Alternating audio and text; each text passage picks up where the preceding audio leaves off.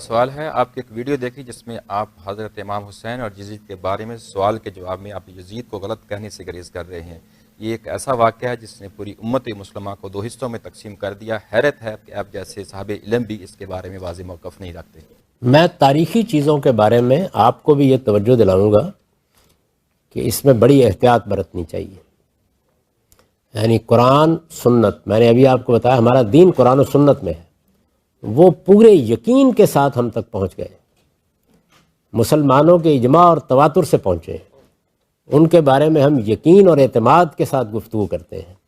یہ جو تاریخی ریکارڈ ہے آپ جانتے ہیں کہ یہ کس طرح سے مرتب ہوا ہے. یعنی کم و بیش میں نے آپ کو بتایا ہے کہ 80 سال تک رسول اللہ صلی اللہ علیہ وسلم کے بعد کوئی باقاعدہ مورخ نہیں ہے جس نے تاریخی تحقیق کر کے کوئی کتاب لکھی ہو. زبانی روایتیں ہیں، قصے ہیں، قصہ گو لوگ ان کو بیان کر رہے ہیں. اس کے بعد اس کو لوگوں نے مرتب کرنا شروع کیا ہے. اس میں کہاں کہانیاں شامل ہو گئی ہیں، کہاں کیا کیا تحریفات ہو گئی ہیں، کیا کیا خرابیاں ہو گئی ہیں، یہ خود تحقیق کا موضوع ہے اور اہل علم اس پر تحقیق کرتے رہتے ہیں. میں بھی ایک طالب علم کی حیثیت سے جن علوم کا طالب علم ہوں، سماجیات ہے، فلسفہ ہے، تاریخ ہے، میں بھی کرتا رہتا ہوں. اس پر جب مجھے موقع ملتا ہے تمام اہل علم کرتے رہتے ہیں. لیکن اس میں کوئی بات حتمی طور پر کہنا یہ میرے نزدیک بڑی جسارت ہے. ذرا اس کو اس طرح سمجھنے کی کوشش کیجئے. آپ پاکستان سے تعلق رکھتے ہیں، آپ کو معلوم ہے کہ ابھی چند ہفتے پہلے پاکستان میں ایک بہت بڑا واقعہ ہوا قصور میں. معلوم ہے نا؟ میں اس حال میں بیٹھے ہوئے لوگوں سے اگر پوچھوں کہ کوئی آدمی یقین کے ساتھ بتا سکتا ہے مجھے کہ کیا واقعہ ہوا؟ یہ اس زمانے کی بات کر رہا ہوں میں، جس میں ریڈیو ہے، جس میں ٹیلی ویژن ہے، جس میں نامہ نگار جگہ جگہ پھیلے ہوئے ہیں، جس میں پل پل کی خبر 24 گھنٹے دی جا رہی ہے. اس میں رائے قائم کرنی ممکن نہیں رہی. کارگل کا واقعہ ہوا، ہماری تاریخ کا ایک بڑا واقعہ ہے. سپہ سالار کہتا میں نے وزیر اعظم سے مشورہ کیا تھا، وزیر اعظم کہتا مجھے پتہ ہی نہیں تھا. واقعہ ہے نا؟ اچھا، ہمیں بتایا گیا کہ اس موقع پر کچھ مجاہدین تھے، وہ شہید ہو گئے ہیں. بعد میں پتہ چلا تو 3,500 کے قریب ہماری فوج کے لوگ. تو یہ تاریخی واقعات ایسے نہیں ہوتے کہ ان کے بارے میں حتمی رائے قائم کی جا سکے. اس وجہ سے میرا طریقہ یہ ہے کہ میں زیادہ سے زیادہ یہ بات کہوں گا کہ جتنا کچھ میں نے مطالعہ کیا ہے میرے خیال میں معاملہ ایسے ہوا ہوگا.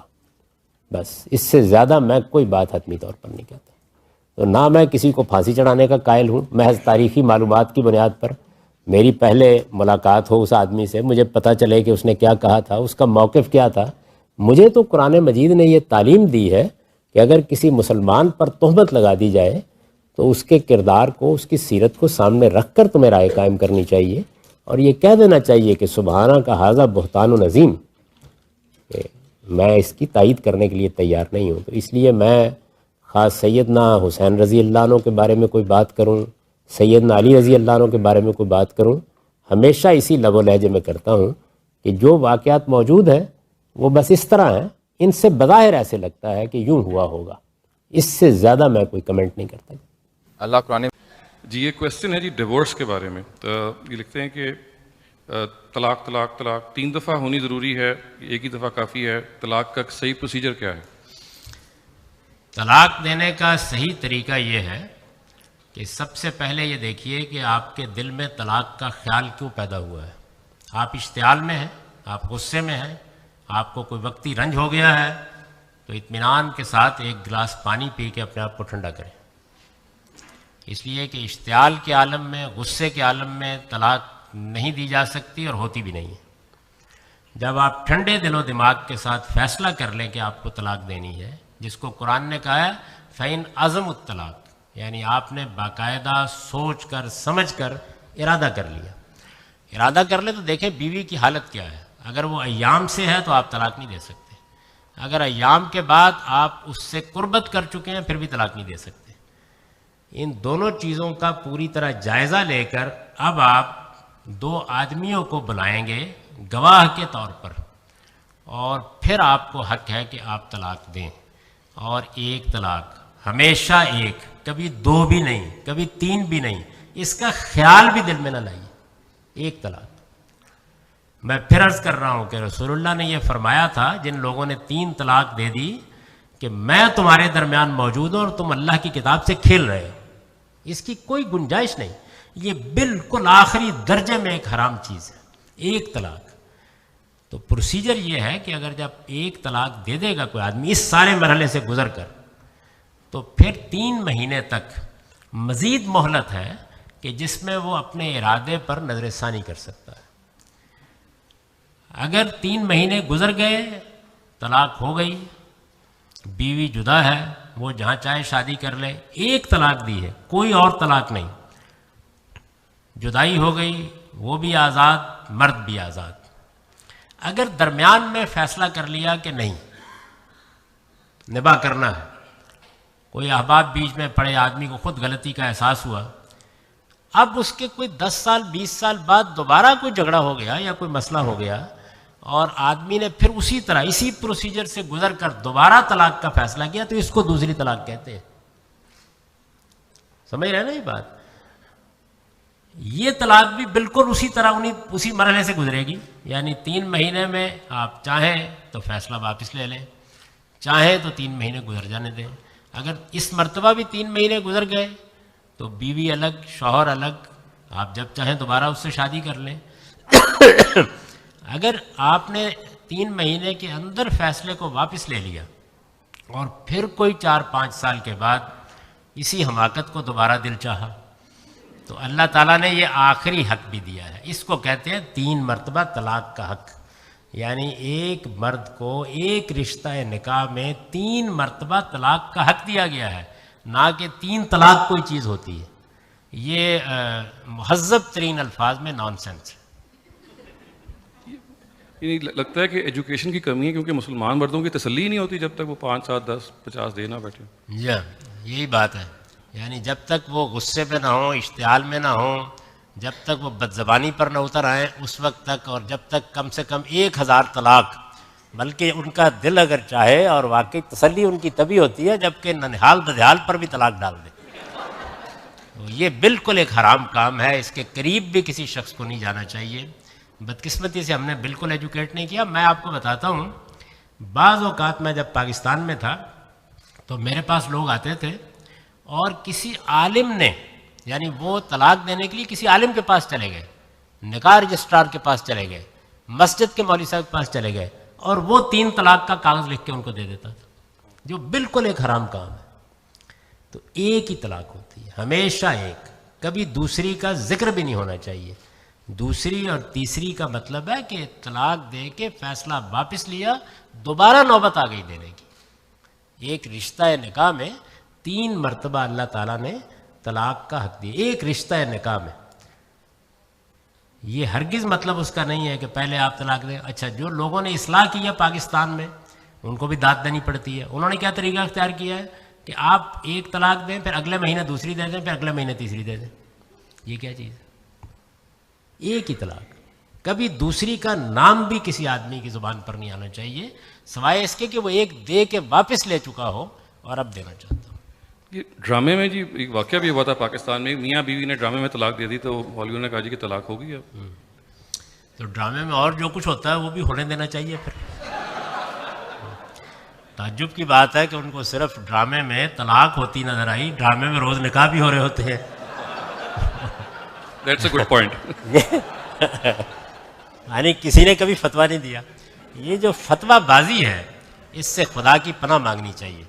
دیکھیے، میں آپ سے عرض کروں کہ جتنے معاملات بھی زندگی میں پیش آتے ہیں، ایک تو یہ ہے کہ آپ کسی موقع پر لوگوں کو ایجوکیٹ کر رہے ہیں، جیسے میں نے ابھی آپ کو طلاق کے بارے میں بتایا یا اور چیزوں کے بارے میں اپنا نقطہ نظر میں دلائل کے ساتھ بیان کر رہا ہوں۔ کسی شخص کے بارے میں کسی کو حق نہیں ہوتا کہ جب تک وہ آ کے اپنا معاملہ پیش نہ کرے کہ اس پر کوئی رائے قائم کی جائے۔ میں آپ سے عرض کروں کہ جو دین کو سمجھنے والے علماء ہیں، واقعتاً وہ کیسے بیہیو کرتے ہیں۔ آپ کو علم میں ہے کہ ہندوستان میں ایک غالباً ٹینس کی کھلاڑی ہے ثانیہ مرزا، تو بعض علماء نے ان کے لباس کے بارے میں فتویٰ دے دیا کہ یہ جس لباس کے ساتھ ٹینس کھیلتی ہیں وہ لباس ناجائز ہے۔ تو میں خود سن رہا تھا اور مجھے بڑی فرحت ہوئی، یعنی اس پہ ایک ہنگامہ ہو گیا، کوئی کہہ رہا ہے کہ ٹھیک ہے، کوئی کہہ رہا ہے غلط ہے۔ ہندوستان کے ایک جلیل القدر عالم ہے مولانا وحید الدین خان صاحب، ان کو ہندوستان کے ایک ٹیلی ویژن نے لائن پر لیا اور ان سے سوال کیا۔ آپ سوال جواب سنیے۔ انہوں نے سوال کیا کہ مولانا فلاں فلاں علماء نے فلاں مدرسے نے فتویٰ دے دیا ہے کہ ثانیہ مرزا کا لباس اسلام کے مطابق نہیں ہے، تو آپ کی کیا رائے ہے؟ انہوں نے کہا ثانیہ مرزا تو مجھ سے پوچھنے کے لیے نہیں آئی، یہ جب وہ میرے پاس آئے گی تو میں اس سے بات کر لوں گا۔ آپ کو بیٹھے بیٹھے کیا تکلیف ہوئی؟ یعنی آپ کا کام لوگوں کو ایجوکیٹ کرنا ہے، نہ کہ ان کے اوپر فتوے لگانا آپ کا کام ہے۔ لوگوں کو آپ بتائیں اسلام کیا ہے، اس کی تعلیمات کیا ہے، اس کے آداب کیا ہے، ان کے بارے میں محبت کے ساتھ، شائستگی کے ساتھ لوگوں کو ایجوکیٹ کریں۔ یعنی یہ آپ کو خدا نے قاضی بنا کے بھیجا ہوا ہے کہ آپ فتوے لگائیں۔ جب کسی شخص کو اپنے لباس کے بارے میں، اپنے کسی کام کے بارے میں پوچھنے کی ضرورت پیش آئے گی، وہ کسی صاحب علم کے پاس چلا جائے گا، پوچھ لے گا۔ تو یہ بالکل ٹھیک رویہ ہے جو افراد کے بارے میں اختیار کرنا چاہیے۔ اصول میں اگر مجھ سے پوچھا جائے گا کہ فلاں چیز کے بارے میں اسلام کا حکم کیا ہے تو میں بتا دوں گا، لیکن یہ کہ فلاں آدمی اس حکم کی خلاف ورزی کر رہا ہے، اس کا فلاں کام غلط ہے، یہ میری جورسڈکشن نہیں ہے، یہ کام میرا نہیں ہے۔ وہ آدمی پوچھے گا، دیکھ لیں گے۔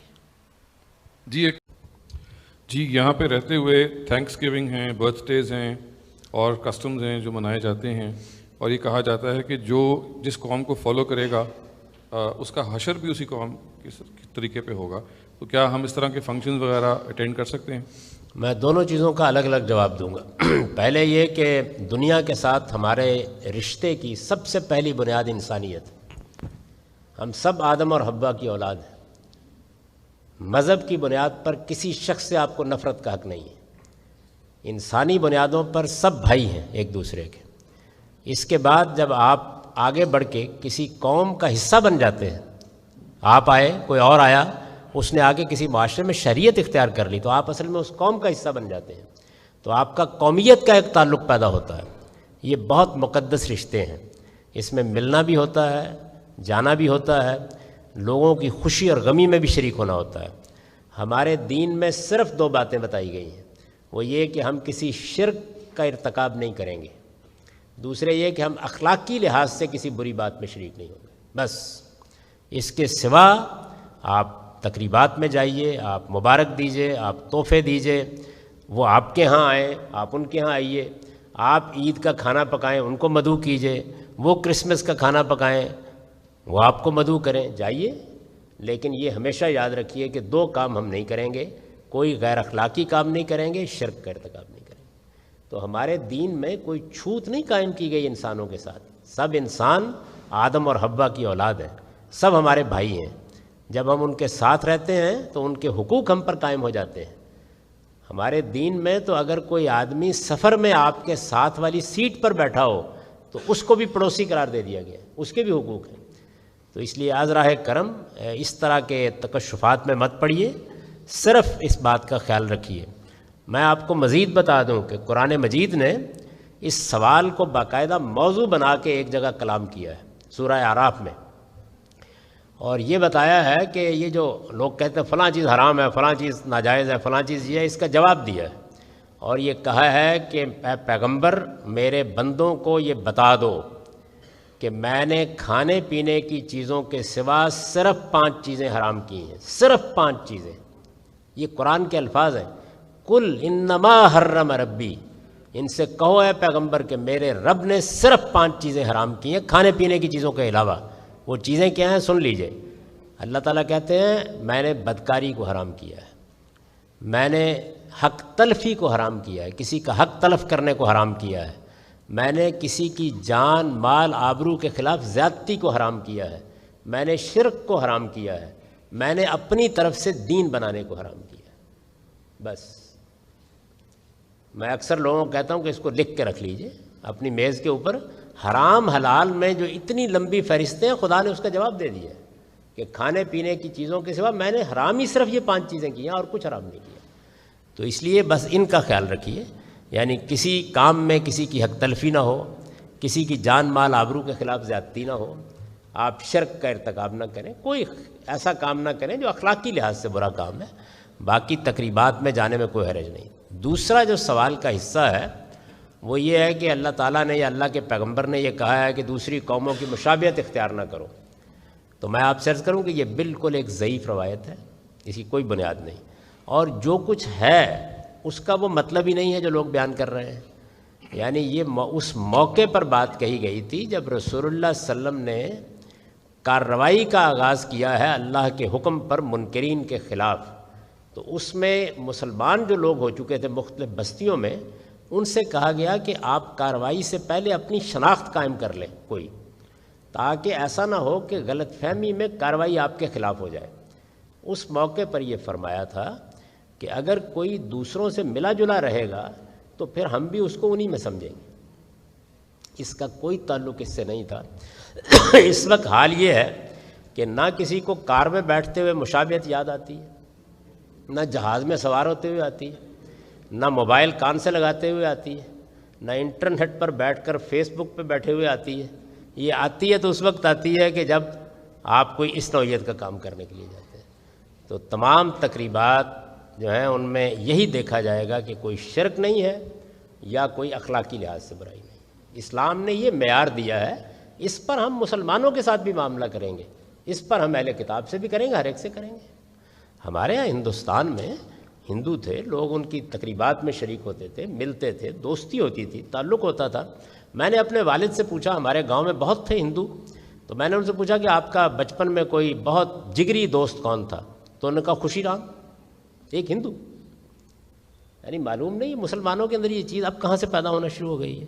سب کو انسان سمجھیے، ان سے محبت کیجیے، ان کو اپنی قوم کا فرد سمجھیے اور اعلیٰ اخلاق کا نمونہ پیش کیجیے. البتہ شرک اور بد اخلاقی کے بارے میں آپ کے پاس ایک میسیج ہے، وہ ساری دنیا کو پہنچائیے. کیا کتا ناپاک جانور ہے؟ اس کو پالنا حلال ہے یا حرام؟ اس کو پالنے سے فرشتوں کا کیا تعلق ہے؟ کیا اس کو ہاتھ لگانے سے وضو بھی ٹوٹ جاتا ہے؟ مسلمانوں کو بھی کن کن مسئلوں سے دلچسپی ہے. یہ سارا مسئلہ ایک حدیث کو غلط سمجھنے سے پیدا ہوا ہے. دیکھیے ہمارے دین میں جان کو اور کسی جاندار کو بڑی اہمیت دی گئی ہے. میں نے ابھی آپ کو بتایا کہ قرآن نے بھی یہ اعلان کیا اور رسول اللہ نے آخری خطبے میں جس اعلان کا انتخاب کیا وہ کیا ہے؟ جان، مال اور آبرو کو حرمت حاصل ہے.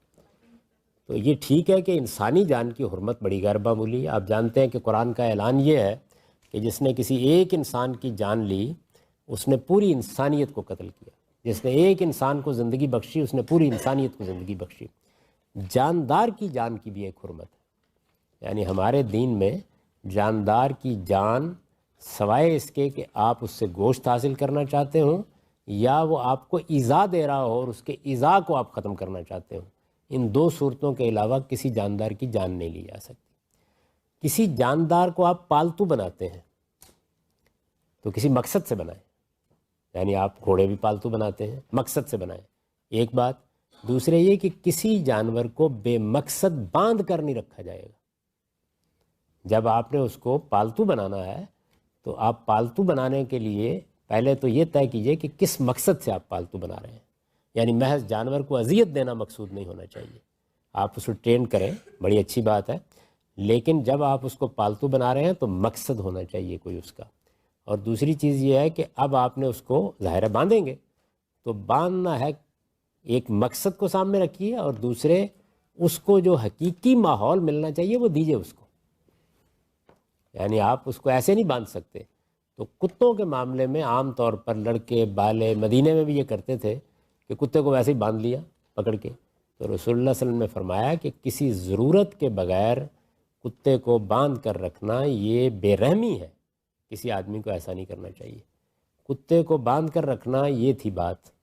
لوگوں نے سمجھا کتا رکھنا یہ یعنی جو ہمارے پیغمبر کی طرف سے انسداد بے رحمی حیوانات کا مضمون تھا وہ کتا رکھنا بن گیا. ورنہ آپ خود سوچیں کہ قرآن مجید نے اصحاب کاف کے کتے کا خاص طور پر ذکر کیا کہ وہ غار کے منہ پر بیٹھا ہوا تھا اور کلبہم باسط ذرائع بالوسید. قرآن مجید میں سورہ توبہ میں ان کتوں کی بڑی تعریف کی ہے جن کو سدھا کے ان سے شکار کیا جاتا ہے اور یہ کہا ہے کہ یہ میرا سکھایا ہوا علم ہے جو تم اپنے کتوں کو سکھا دیتے ہو. ان کو اتنی عزت بخشی ہے کہ اگر کتے کو شکار پر چھوڑتے ہوئے میرا نام لے دو گے اور وہ شکار کو پھاڑ دے گا تو حلال ہو گیا. اس لیے کتے سے خدا کو کوئی دشمنی نہیں ہے.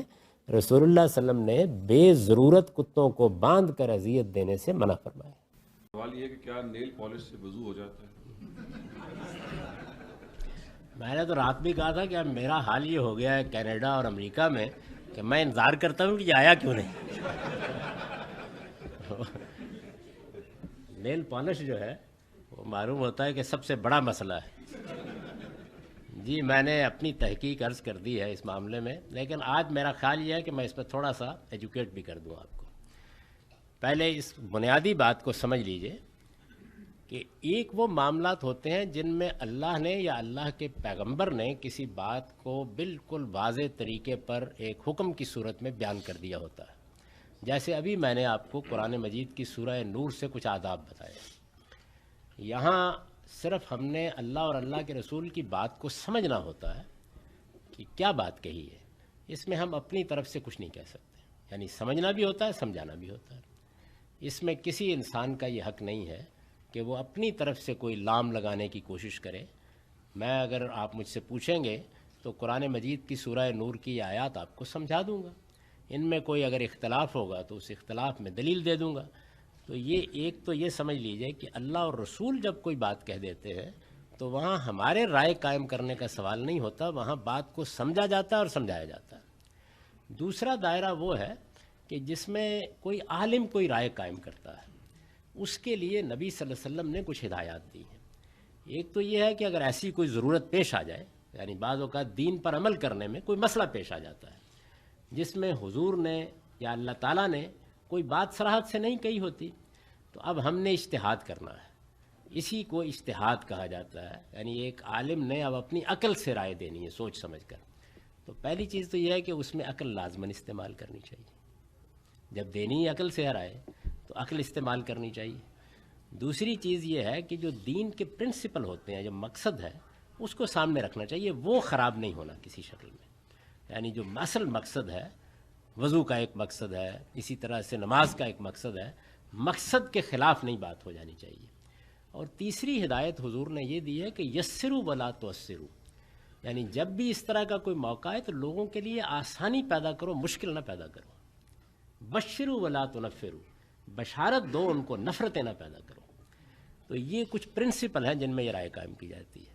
تو نیل پالش کے معاملے میں اگر تو اللہ کے رسول نے کوئی بات کہہ دی ہوتی تو پھر تو نہ میرے کچھ کہنے کی گنجائش تھی نہ کسی اور کی، اس میں کوئی بات کہی نہیں گئی۔ اب ہمیں اجتہاد کرنا ہے، تو اجتہاد ان تینوں چیزوں کو سامنے رکھ کے کیا جائے گا۔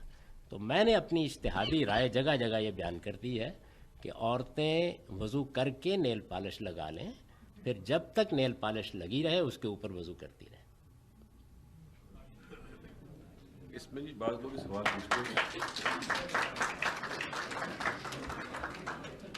کہ نبی صلی اللہ علیہ وسلم کے اپنے زمانے میں خواتین مہندی لگاتی تھیں ناخن پہ، تو کیا مہندی جب وہ لگاتی تھیں ان کے زمانے میں تو کوئی اس موقع پہ اس کا کوئی نظیر نہیں ملتی کہ وہ کیسے کرتے تھے؟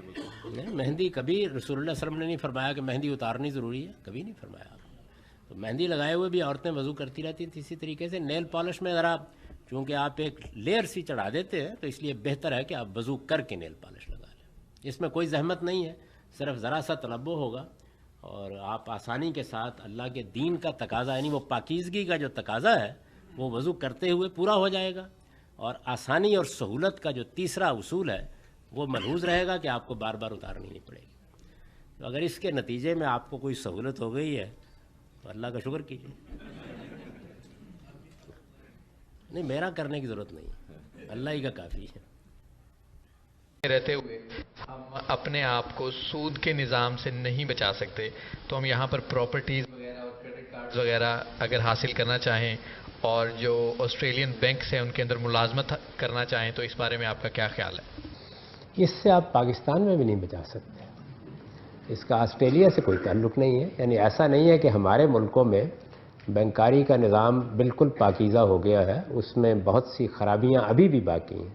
یعنی یہ مہاجنی سود کی طرح تو نہیں رہا، اور بڑی حد تک اس میں اصلاحات ہو گئی ہیں، بلکہ مغربی ملکوں میں کچھ زیادہ اصلاحات ہو گئی، ہمارے ہاں بھی اتنی نہیں ہوئی۔ یہ بتدریج اصلاحات کی طرف بڑھ رہا ہے، اس میں ہمیں بھی کنٹریبیوٹ کرنا چاہیے اور اپنا فرض ادا کرنا چاہیے۔ تو آپ جس ماحول میں بھی ہیں اس میں آپ کو یہ مشکلات پیش آ سکتی ہیں. خاص سود کے معاملے میں چند چیزیں جان لیجیے جو بڑی غلط فہمی کا باعث بنتی ہیں. ایک چیز تو یہ ہے کہ اللہ تعالیٰ نے جس چیز کو ممنوع قرار دیا ہے وہ قرض پر سود لینا ہے. قرض پر فائنانسنگ زیر بحث نہیں ہے, انویسٹمنٹ زیر بحث نہیں ہے, بلکہ قرض پر. قرض خواہ آپ نے کاروبار کے لیے کسی کو دیا ہے یا آپ نے کسی ذاتی ضرورت کے لیے دیا ہے, قرض پر اگر آپ منفعت کا مطالبہ کریں گے تو یہ اللہ تعالیٰ نے ممنوع قرار دیا. اسی کو سود کہتے ہیں. قرض پر منفعت کا مطالبہ نہیں کرنا چاہیے. قرض کس چیز کا ہوتا ہے؟ ہمیشہ کنزیومیبل چیزوں کا ہوتا ہے, یعنی قرض یوزیبل چیزوں کا نہیں ہوتا.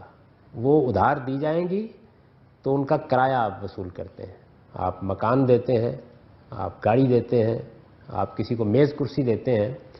تو اس لیے سود کا تعلق بھی تمام تر کنزیومیبل چیزوں سے ہے. جب کوئی پیسہ دینے والا اپنے پیسے کو شے میں تبدیل کر دیتا ہے, یعنی اسے یوزیبل چیز بنا دیتا ہے. جیسے مثال کے طور پر بینک آپ کو 50 کروڑ روپیہ نہیں دیتا, مکان دے دیتا ہے. 5-10 لاکھ روپیہ نہیں دیتا, گاڑی دے دیتا ہے. تو اس نے کیا کیا؟ اس نے کنزیومیبل چیز کو یوزیبل چیز میں بدل دیا. جیسے ہی یوزیبل چیز میں بدل دیا جاتا ہے تو پھر سود ختم ہو جاتا ہے. پھر جو آپ زائد دے رہے ہوتے ہیں وہ اس کے استعمال کا کرایہ ہے. تو اس لیے آپ مکان لیں, آپ گاڑی لیں, آپ مشینری لیں, اس پر جو کچھ بھی آپ سے بینک زائد دے رہا ہوتا ہے اس میں کوئی چیز ممنوع نہیں ہے, کوئی چیز حرام نہیں ہے. یوزیبل چیزوں کے معاملے میں یہی قاعدہ ہے.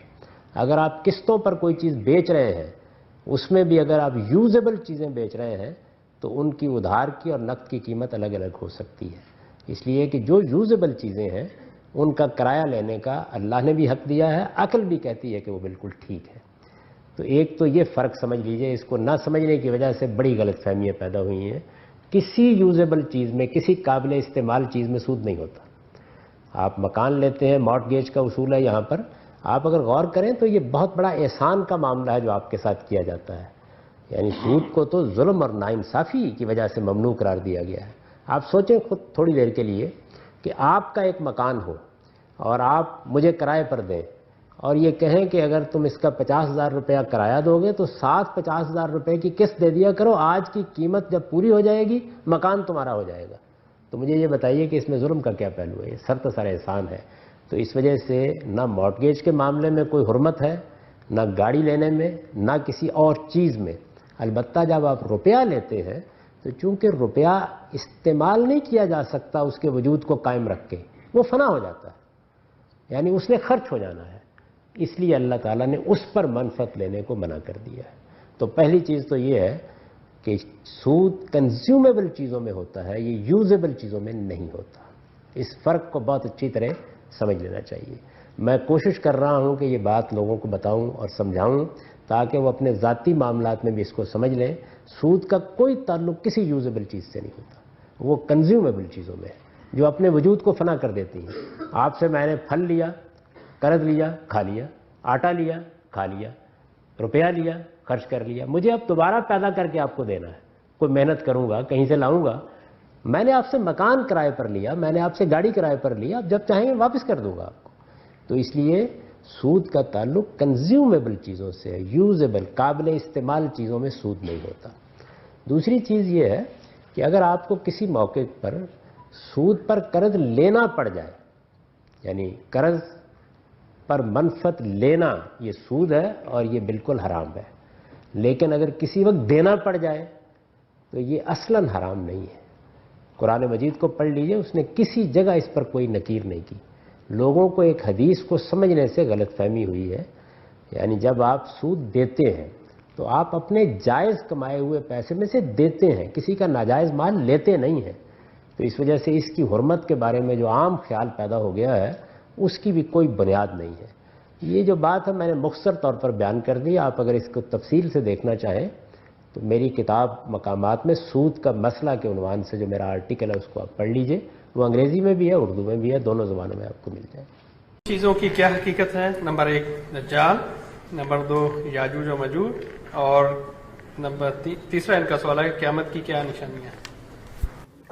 یاجوج ماجوج کے بارے میں تو یہ سمجھ لیجئے کہ یہ حضرت یافس یعنی حضرت نوح کے 3 بیٹے ہیں جن سے یہ موجودہ جدید دنیا پھیلی ہے. یعنی ایک دنیا میں پہلی مائیگریشن ہوئی ہے جو حضرت آدم کے بعد ہوئی ہے، جس میں آپ کو ایبوریجنل ملتے ہیں، امریکہ میں بھی، آسٹریلیا میں بھی، دوسری جگہوں پر بھی. تو اس کے بعد آپ جانتے ہیں کہ حضرت نوح کی قوم پر عذاب آ گیا، ایک طوفان کے ذریعے سے پوری قوم تباہ کر دی گئی. ایک کشتی میں اہل ایمان سوار تھے، انہیں بچایا گیا. بعد میں جو زیادہ تر تعداد میں دنیا میں قومیں پھیلیں وہ ان کی اولاد ہیں. ان کے 3 بیٹے تھے، ایک حام، ایک سام اور ایک یافس. حام کی اولاد زیادہ تر افریقہ میں آباد ہوئی، چنانچہ دنیا میں پہلی تہذیبیں زیادہ تر افریقہ میں نمودار ہوئی ہیں. سامی نسلیں یہ زیادہ تر مشرق وسطیٰ میں آباد ہوئیں، یہ سام کی اولاد ہیں ان کے دوسرے بیٹے کی. اور یافس کی اولاد یہ وسط ایشیا میں ماسکو، طبالسک، ان علاقوں میں آباد ہوئی. یافس جو تیسرے بیٹے ہیں اس کے پھر 10-11 بیٹے تھے، ان میں سے 2 کا نام گوگ اور میگوگ، یاجوج اور ماجوج تھا. تو یہ ساری اقوام جو وسط ایشیا میں ہیں یہ زیادہ تر گوگ میگوگ کی اولاد ہیں. یاجوج ماجوج کے ایک بھائی کا نام یابان تھا جس کے نام پہ جاپان ہے. تو یہ حضرت نوح کے پوتے ہیں، یوں کہہ سکتے ہیں آپ. اور یہی لوگ ہیں جو بعد میں ہجرت کر کے یورپ گئے، یہی لوگ ہیں جو یورپ سے پھر ہمارے سامنے تاریخ میں امریکہ گئے، اور یہی ہیں جو آسٹریلیا میں آ گئے، اور یہی ہیں جو ایک زمانے میں آریاؤں کی صورت میں ہندوستان میں گئے. تو یہ گوگ میگوگ ہیں. تو قرآن مجید یہ کہتا ہے کہ پہلے ہم نے ہر قوم کو موقع دیا ہے.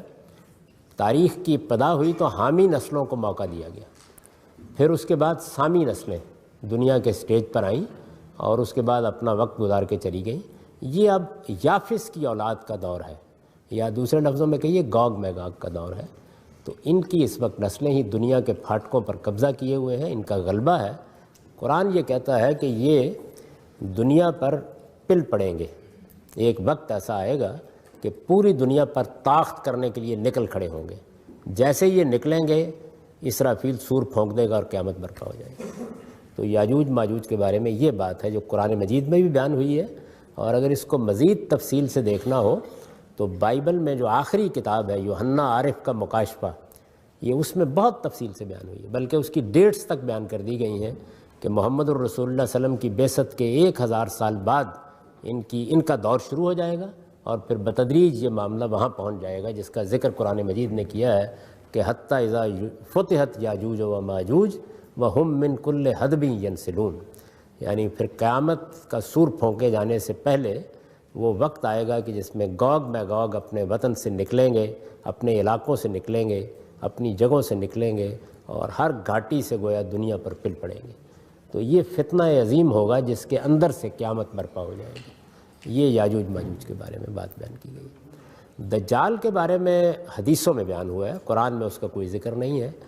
وہ یہ بتایا گیا ہے، اور بظاہر کوئی انکار کی وجہ نہیں ہے، اس لیے کہ یہ بات بڑی معقول لگتی ہے کہ حضرت مسیح علیہ السلام کے بارے میں مسلمانوں کے اندر بھی یہ خیال پیدا ہو گیا کہ وہ دوبارہ آئیں گے.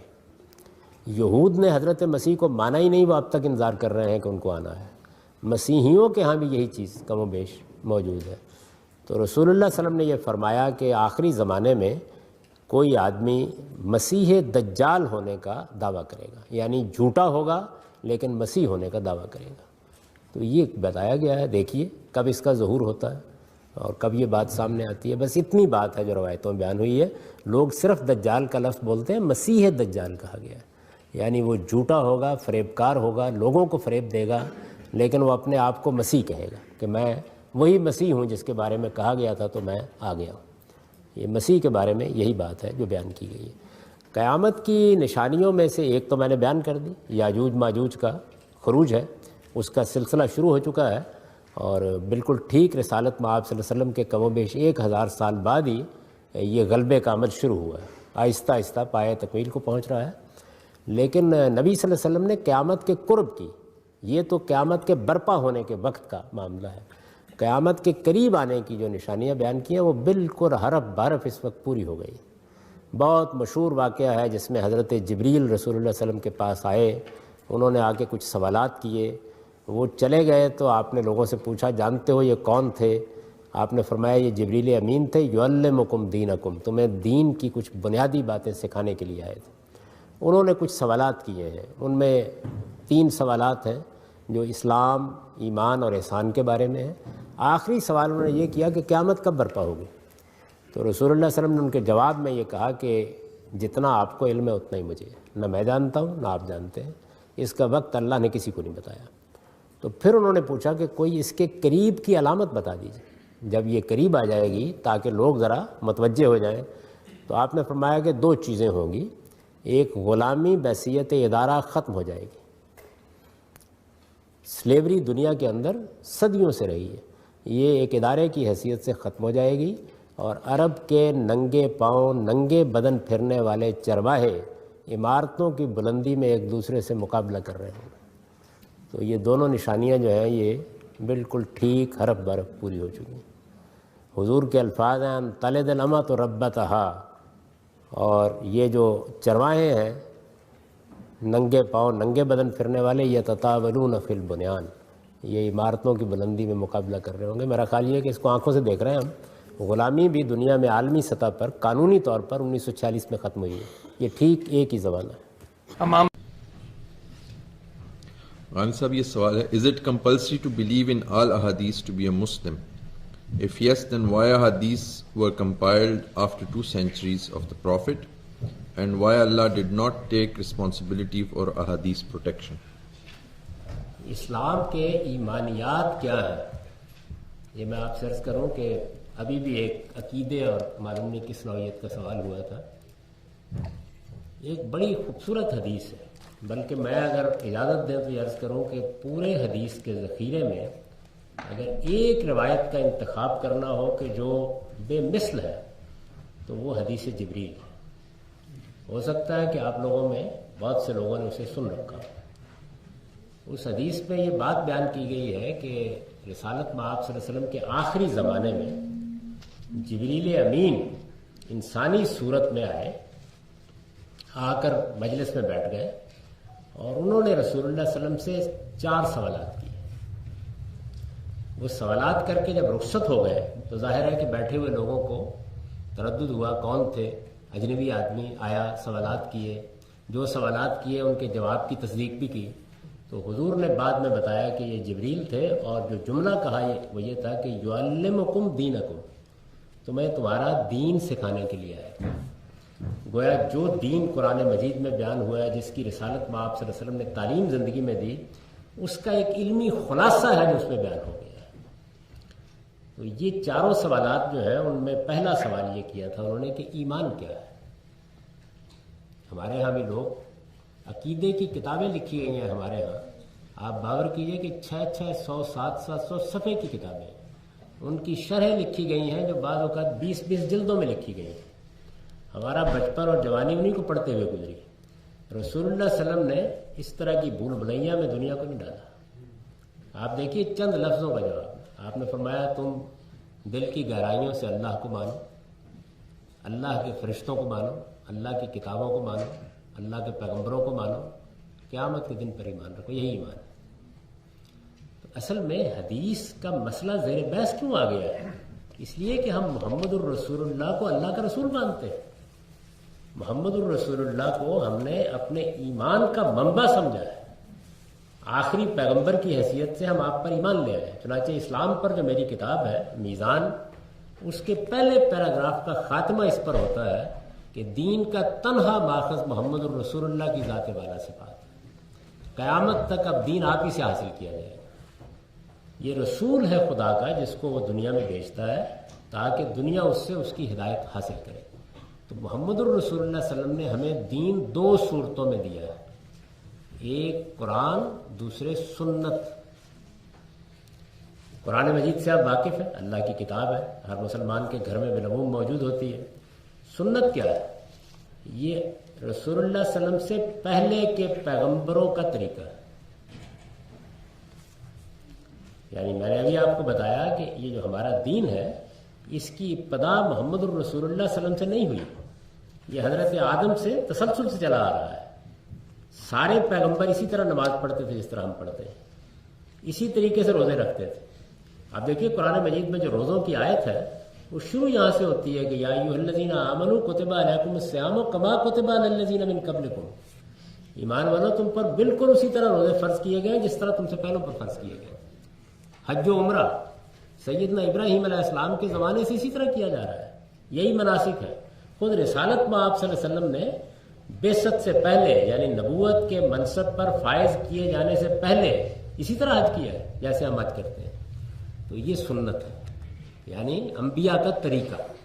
حضور کو قرآن میں حکم دیا گیا فَبِهُدَاهُمْ اقْتَدِیٰ، یہ پیغمبروں کے اس طریقے کی آپ کو بھی پیروی کرنی ہے. تو رسالت میں آپ صلی اللہ علیہ وسلم نے وہ جو پہلے سے ٹریڈیشن دین کی چلی آ رہی تھی اس میں جہاں خرابی تھی اس کی اصلاح کر دی. ظاہر ہے کہ انسان غلطیاں بھی کرتے ہیں. جہاں کہیں وہ ٹریڈیشن مردہ ہو گئی تھی اس کو زندہ کر دیا، اور اللہ کے حکم سے اگر اس میں کوئی اضافہ کرنا تھا تو وہ کر کے اس کو آگے جاری کر دیا. چنانچہ ہمارے ہاں پھر اس کو سنت رسول کہا جاتا ہے. یعنی اصل میں اصل حقیقت کے لحاظ سے وہ تمام پیغمبروں کا طریقہ ہے جس کو رسول اللہ صلی اللہ علیہ وسلم نے اپنی سینکشن سے پھر آگے جاری کر دیا ہے. تو یہ دو چیزیں جو ہے ان میں ہمارا پورا دین ہے. قرآن کیسے ملا ہے ہم کو؟ اجماع اور تواتر سے. یعنی مسلمانوں نے پورے اتفاق کے ساتھ ہزاروں لوگوں نے لاکھوں نے کروڑوں کو یہ کتاب پہنچا دی ہے، اور اس پر مسلمانوں کے 15 صدیوں کے اہل علم متفق ہے کہ یہ خدا کی کتاب ہے. یہی صورتحال سنت کی، یعنی جس طریقے سے قرآن اجماع اور تواتر سے ملا ہے ایسی سنت اجماع اور تواتر سے ملی. رسالت میں آپ صلی اللہ علیہ وسلم نے جس طرح قرآن لوگوں کے سامنے پڑھا، یاد کرنے والوں نے یاد کیا، لکھنے والوں نے لکھا، ایسے ہی 5 وقت نماز پڑھائی اس وقت سے اب تک پڑھی جا رہی ہے. اسی طرح ہر سال حج کیا، اسی طرح کیا جا رہا ہے. تو یہ ساری سنت جتنی ہے یہ اجماع اور تواتر سے منتقل ہوئی ہے. اس لیے اس میں نہ کبھی کوئی اختلاف ہوا ہے نہ اختلاف کی گنجائش ہے. یہی ہمارا دین ہے. یہ پہلی بات سمجھ لینی چاہیے. اس کے بعد اب ایک مسئلہ پیدا ہوا. وہ مسئلہ یہ پیدا ہوا کہ جب رسول اللہ صلی اللہ علیہ وسلم یہ دین دے کر یعنی قرآن بھی دے کر اور سنت بھی دے کر دنیا سے رخصت ہو گئے، تو آپ جانتے ہیں کہ کوئی بڑی شخصیت یعنی عام شخصیات جو ہے، علامہ اقبال ہے، قائد اعظم ہے، ان کے پاس بیٹھنے والے، ان کو دیکھنے والے لوگ بھی ان کی باتیں بیان کرتے ہیں ان کے بارے. تو یہ تو عام انسان ہے کہ نسبت خاک رابع عالم پاک اللہ کا پیغمبر، ظاہر ہے کہ ایک جلیل القدر ہستی، آخری پیغمبر. تو جن لوگوں نے آپ کو دیکھا، جو آپ کے پاس بیٹھے، انہوں نے آپ کے بارے میں بھی کچھ باتیں بیان کرنی شروع کر دی. یہ بڑی فطری چیز ہے، ایسا ہی ہوگا. کسی نے کہا کہ میں حضور کے پاس گیا تھا، میں نے آپ کو یہ بات کہتے ہوئے سنا. کسی نے کہا میں گیا تھا، میں نے آپ کو یہ کام کرتے ہوئے دیکھا. کسی نے کہا میں نے یہ سوال کیا تھا، آپ نے اس کا مجھے یہ جواب دیا تھا. ہر ایک زندہ شخصیت قرآن اور سنت دینے کے ساتھ ایک زندہ شخصیت کی حیثیت سے صحابہ، آپ کے ملنے والے، آپ سے ملے، آپ کو انہوں نے دیکھا، انہوں نے یہ باتیں بیان کرنا شروع کر دی. اب آپ یہ دیکھیے کہ ابھی خدا کا آخری پیغمبر دنیا سے رخصت ہوا ہے تو لوگ شوق سے سنیں گے نا. آپ جانتے ہیں کہ علامہ اقبال کے رخصت ہونے کے بعد ان کے بڑے قریبی دوست فقیر سید وحید الدین نے روزگار فقیر کے نام سے ان کی شام کی مجلسوں کی روداد لکھی. بہت شوق سے لوگ پڑھتے ہیں اس کو، ان کی باتیں، گفتگویں ہیں. تو جو لوگ یہ باتیں نبی صلی اللہ علیہ وسلم کے بارے میں بیان کر رہے تھے، لوگ شوق سے ان کو سنتے تھے. آہستہ آہستہ اس طرح کی باتوں کی شہرت ہونا شروع ہو گئی. کسی نے 10 بیان کی، کسی نے 20 بیان کی. اچھا، جب بیان کرنے والوں نے بیان کی تو کسی نے شوق سے لکھ بھی لی، تو لوگ لکھنے بھی لگ گئے. یہ بالکل فطری طریقے سے ہوا. اب کوئی آپ سمجھیے کہ 1 صدی کے قریب اسی طرح ہوا جس میں لوگ بیان کرتے رہے اور کرتے رہے. یہ جو باتیں ہیں نبی کی باتیں، ان کو حدیث کہتے ہیں. اس کے لیے ایک اصطلاح اختیار کر لی گئی. حقیقت میں یہ رسول اللہ صلی اللہ علیہ وسلم کے زمانے کا تاریخی ریکارڈ ہے، ہسٹوریکل ریکارڈ ہے. یعنی کسی بھی شخصیت کے بارے میں ایسا ہی ہوتا، کہاں خدا کا پیغمبر، تو لوگ بہت شوق سے بیان کرتے اور بہت شوق سے آگے بیان کرتے تھے. اس کے معاملے میں جو صحابہ کرام ہیں انہوں نے 2 رویے اختیار کیے. ظاہر ہے کہ سارے صحابہ حضور سے یکساں ہی محبت رکھتے تھے، لیکن رویے 2 اختیار کیے. ایک رویہ وہ ہے جس کی مثال سیدنا ابو بکر صدیق رضی اللہ عنہ ہے. آپ جانتے ہیں سیدنا صدیق کون ہے؟ یعنی اس میں تو کوئی اختلاف نہیں ہے نا کہ سب سے پہلے جو لوگ ایمان لائے ان میں شامل ہیں. رسالت میں آپ صلی اللہ علیہ وسلم کے ساتھ نبوت سے پہلے ان کی دوستی ہے. ان کے بچے آپ کو چچا کہتے ہیں، یعنی بڑی گہری دوستی ہے. وہ پورے مکے کے زمانے میں آپ کے ساتھ رہے. رسول اللہ صلی اللہ علیہ وسلم کے شب و روز ان کے ساتھ گزرتے رہے. وہ ہجرت کے سفر میں بھی ساتھ، وہ مدینے میں بھی اسی طرح ساتھ رہے. آپ کا کیا خیال ہے کہ سب سے زیادہ حضور کی باتیں کس کے پاس ہونی چاہیے؟ انہی کے پاس ہونی چاہیے. سب سے زیادہ آپ کے معاملات کو دیکھا کس نے ہوگا؟ انہوں نے دیکھا ہوگا. آپ حیران ہوں گے کہ پوری زندگی میں انہوں نے صرف 34 باتیں بیان کی. 34. کیوں؟ وجہ کیا ہے؟ ان کا خیال یہ تھا کہ یہ بڑی ذمہ داری کی بات ہے. خدا کے پیغمبر کے بارے میں اگر کوئی بات بیان کی جائے گی تو اس سے اندیشہ ہے کہ غلط فہمیاں پیدا ہو سکتی ہیں. یہ ایک رویہ ہے. دوسرا رویہ، اس کی مثال میں صرف عرض کر رہا ہوں، وہ حضرت ابو ہریرہ رضی اللہ عنہ کا ہے. آپ جانتے ہیں کہ وہ کون ہے؟ وہ فتح مکہ کے بعد ایمان لائے. میں نے ایک مثال ان کی دی ہے، دوسری ان کی ہے. ان کا کہنا یہ تھا کہ بھائی پیغمبر کی باتیں لوگ سننے کے لیے بےتاب ہیں، جاننا چاہتے ہیں، میں تو بیان کروں گا. یہ دیکھیے دو ایٹیچیوڈ ہے نا، اور یہ فطری ہے. یعنی ایک احتیاط کا ہے اور وہ اس حد تک احتیاط میں چلے گئے. وہ 34 باتیں بھی اگر آپ مسند احمد بن حنبل میں نکال لیں، ان کی مسند سب سے پہلی مسند ہے، تو وہ بھی انہوں نے مجبوری میں بیان کی ہے. کسی وقت کوئی مسئلہ پیدا ہو گیا ہے تو انہوں نے بتایا کہ نہیں یہ چیز ایسے تھی. میں اس کی مثالیں دے کے آپ کو بتاؤں گا کہ کیسے بیان کیے ہیں. تو حضرت ابو ہریرہ وہ 34 ہے اور یہ ہزاروں ہے. تو میں نے یہ مثال آپ کو دی کہ اس طرح یہ بیان ہونا شروع ہو گیا. جب یہ بیان ہونا شروع ہو گیا اور 1 صدی کے قریب گزر گئی تو لوگوں کو خیال ہوا کہ اس میں تو بہت مسائل پیدا ہو رہے ہیں. یعنی بعض باتیں ایسی ہیں کہ جو سیاق سباق سے کاٹ کے بیان ہو رہی ہیں. بعض چیزوں کا کانٹیکسٹ واضح نہیں ہو رہا. بعض جملے ادھورے ہو گئے. بعض جگہوں پر لوگوں نے آپ کی بات کو اپنے الفاظ میں بیان کر دیا. اس کو اصطلاح میں روایت بالمعنی کہتے ہیں. اس سے بات کچھ سے کچھ بن رہی ہے. اور یہ بھی لوگوں کو خیال ہوا کہ بعض لوگ باقاعدہ یہ روایتیں گھڑنے لگ گئے. اپنی طرف سے بات گھڑتے ہیں اور چونکہ لوگ شوق سے سننے کے لیے آتے ہیں، بڑی مجلس منعقد ہو جاتی ہے، اس آدمی کے ہاتھ لوگ چومنا شروع کر دیتے ہیں جو بیان کرتا ہے، تو لوگوں نے گھڑ کے بھی ان کو بیان کرنا شروع کر دیا. جو بڑے بڑے لوگ پیدا ہوئے اور اس فن کے علماء پیدا ہوئے، انہیں سخت تشویش کے عالم میں اس پہ تحقیق کرنا شروع کی. یہ محققین ہیں جن کو محدثین کہا جاتا ہے. یعنی اس صورتحال میں انہوں نے تحقیق کرنا شروع کی. آپ جانتے ہیں کہ ان میں سے بعض کے نام آپ کو بھی معلوم ہے، مثلا امام بخاری ہے، امام مسلم ہے، یہ لوگ ہیں. یہ 3ری 4تھی صدی کے لوگ ہیں. یعنی اب کئی صدیاں بیت چکی ہیں. انہوں نے تحقیق کرنا شروع کی اور تحقیق کرنے کے لیے کچھ معیارات بنائے کہ جو لوگ بات بیان کر رہے ہیں ان کے بارے میں کیا معیارات ہوں گے، جو ٹیکسٹ بیان کیا جا رہا ہے اس کے بارے میں کیا معیارات ہوں گے. تو علمی اور تحقیقی کام کر کے جیسے ہسٹوریکل ریکارڈ کو دیکھا جاتا ہے، بڑی محنت، غیر معمولی محنت، بہت بڑا فن ہے یہ. انہوں نے ہمارے لیے کچھ منتخب کتابیں مرتب کر دی. تو یہ رسالت مآب صلی اللہ علیہ وسلم کے زمانے کا ہسٹوریکل ریکارڈ ہے.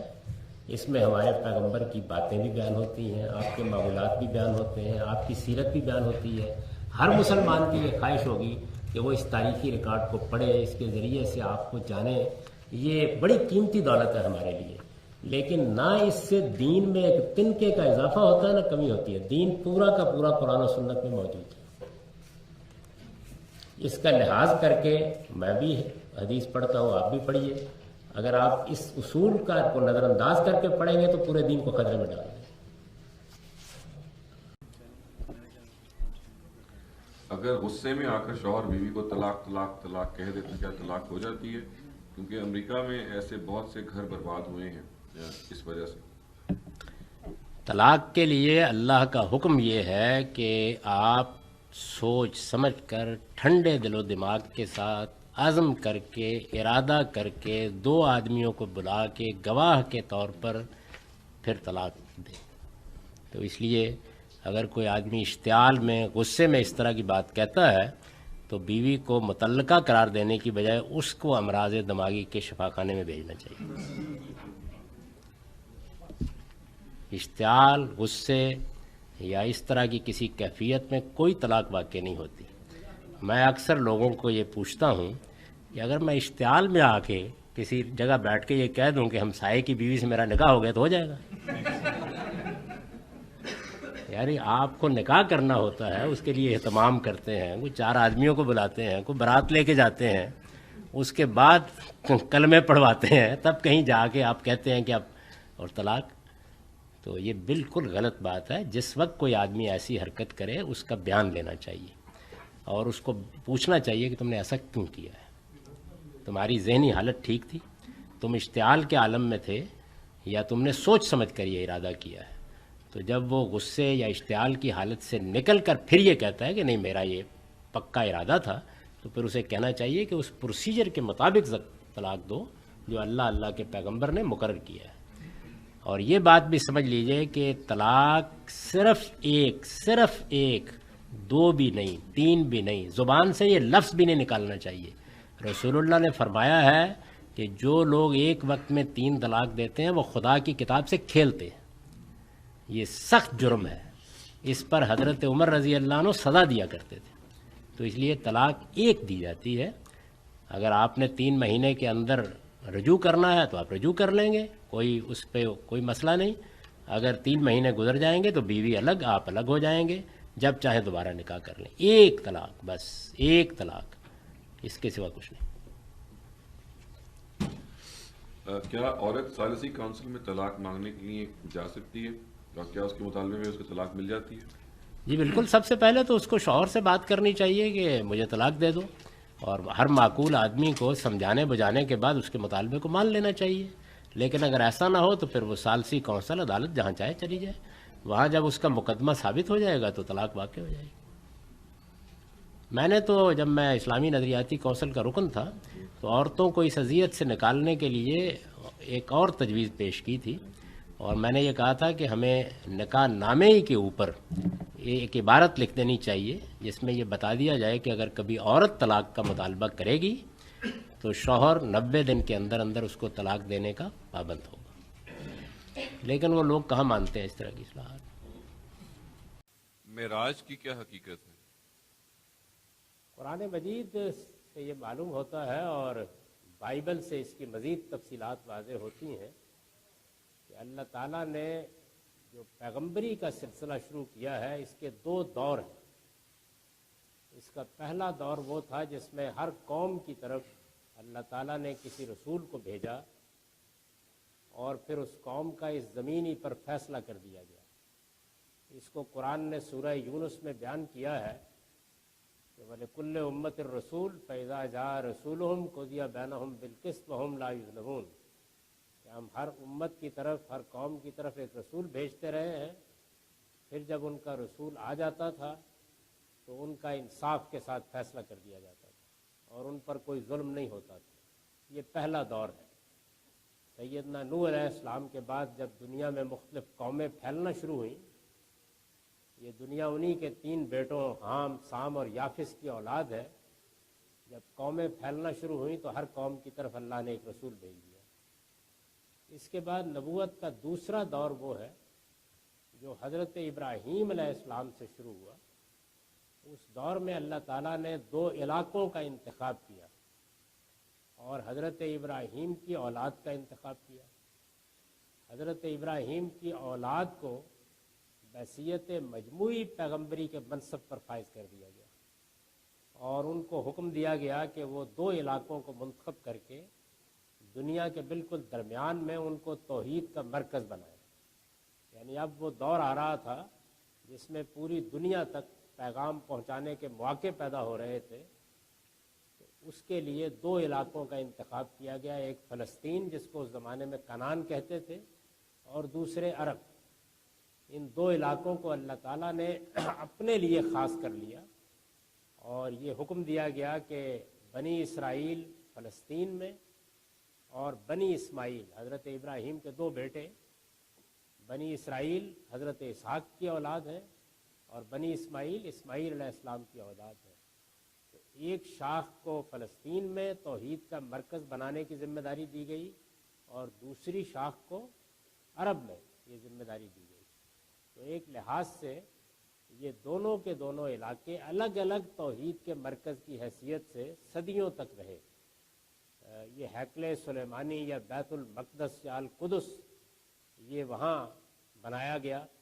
حضرت داؤد اور سلیمان کے زمانے میں، اور توحید کی دعوت اس وقت کی پوری دنیا تک پہنچائی گئی اس کے ذریعے سے۔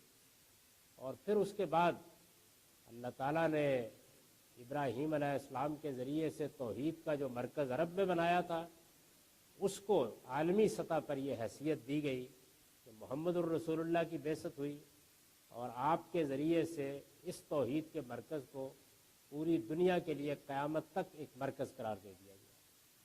یہ جو معاملہ ہوا، اس میں اللہ تعالیٰ نے ایک اور فیصلہ یہ کیا کہ اب جب کہ یہود یا بنی اسرائیل اللہ کے غضب کا شکار ہو کر حضرت مسیح کے بعد اس سرزمین سے نکال دیے گئے ہیں، ان کا دور ختم ہو گیا ہے، تو دونوں جگہوں کی امانت محمد الرسول اللہ کے سپرد کر دی جائے۔ محمد الرسول اللہ صلی اللہ علیہ وسلم یا آپ کی امت، دوسرے لفظوں میں، یا اس کو سادہ کر لیجئے تو بنی اسماعیل کے سپرد کر دی جائے۔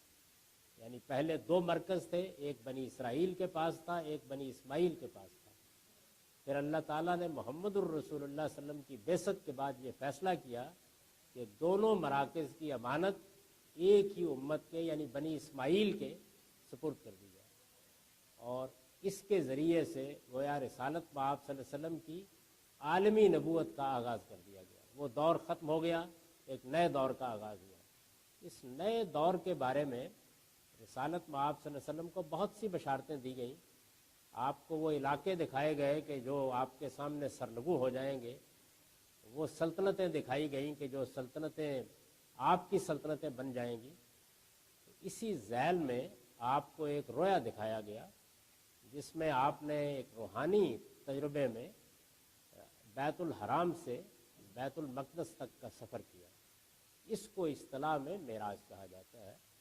قرآن مجید نے اس کے بارے میں خود آگے سورہ بنی اسرائیل میں واضح کر دیا ہے کہ یہ ایک رویا تھا جو آپ کو دکھایا گیا، اس میں کوئی جسمانی انتقال نہیں ہوا۔ اور یہ قرآن نے سورہ بنی اسرائیل میں خود کہہ دیا ہے کہ وَمَا جَعَلْنَا الرُّؤْيَا الَّتِي أَرَيْنَاكَ إِلَّا فِتْنَةً لِلنَّاسِ۔ اس میں یہ اعلان کیا گیا تھا، دکھانے کا مقصد یہ تھا کہ اب آپ کی امت اس سارے کے سارے علاقے میں پھیلے گی، ایک عظیم سلطنت وجود میں آئے گی، اور دونوں شہروں کی امانت اب اس کے سپرد کر دی گئی۔ تو اس کی حقیقت یہ ہے، باقی قصے اور کہانی۔ اسلام میں